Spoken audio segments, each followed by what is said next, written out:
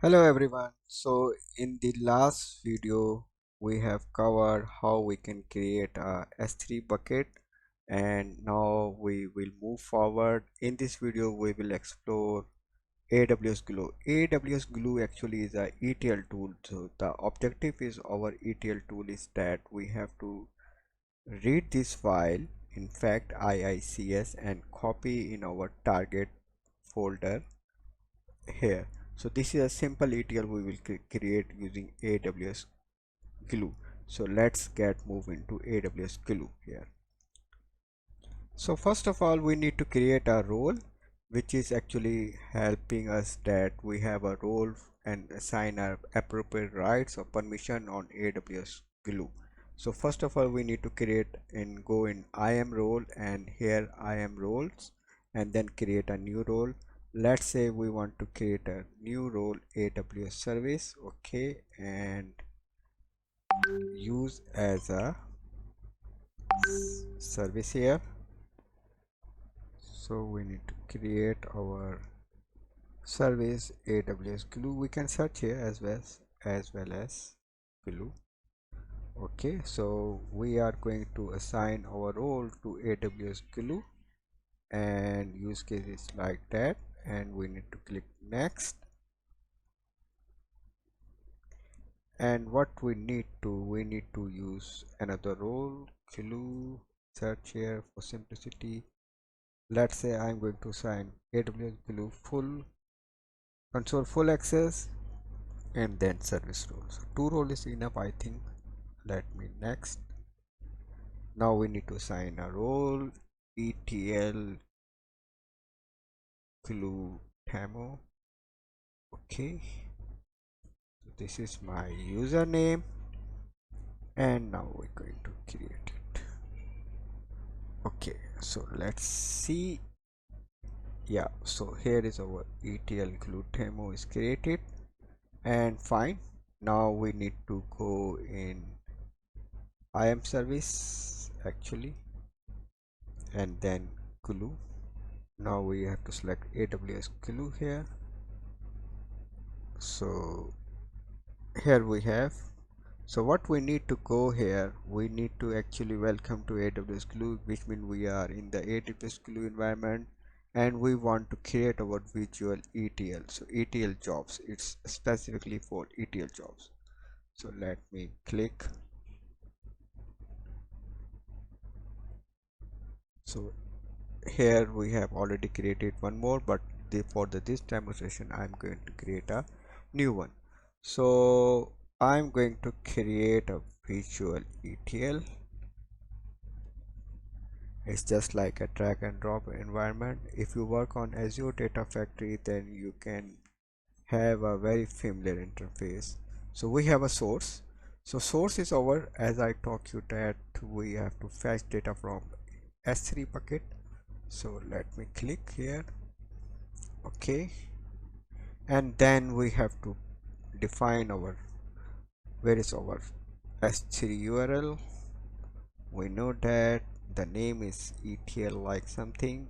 We have to go inside, then go inside and select this file, right? And format is, my file is CSV. Good, so say okay, and let me check the output. Yes, if output mean that all the thing is okay, data preview. I have to attach a role here, ETL Glue Demo, which we just created.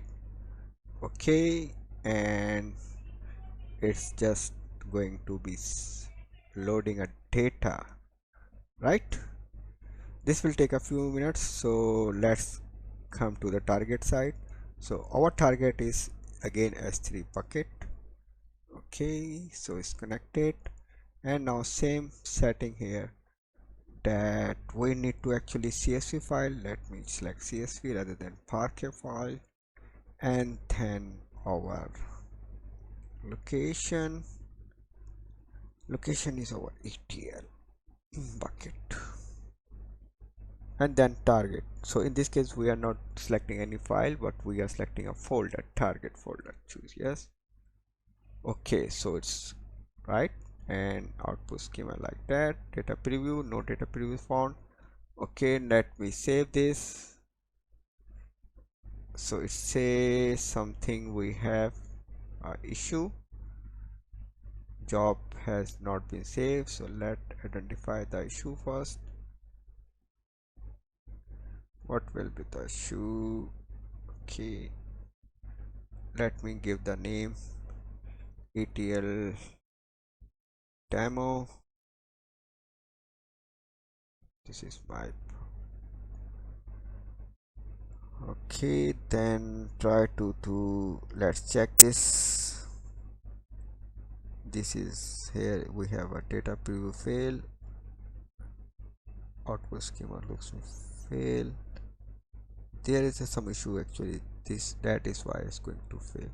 So I think we need to also access of S3 bucket, right? So I am again in I am role, and I forget, I think, S3 bucket permissions. So let me add permission, add policies, and S3. For the sake of demonstration, I'm going to use full access, add permissions. Okay, and now let me go back over AWS. So this time, after giving the appropriate permission, I just fetch it. It's look me like this. Okay, now let me check. Target is not supported yet.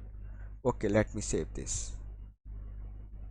So this time job is saved. Once job is saved successfully, so we have a enable run option. So let me click on run. Keep in mind that AWS is job successfully started, and our job name is ETL demo. Okay, and let's see the status of the job. So to see the job status, I have to click on runs. So it's running and it's taking 10 DPU, which is too much. We can reduce it because this is a cost save, not cost saving effectively. So we need to keep in mind that too. And that's the actually role of the AWS cloud side. We have to keep eye on the, you know, the financial part as well. If we are taking too much CPU's capability or like that, so it will, so job is successfully succeeded. Now let me check in our buckets. So here is my bucket, target bucket.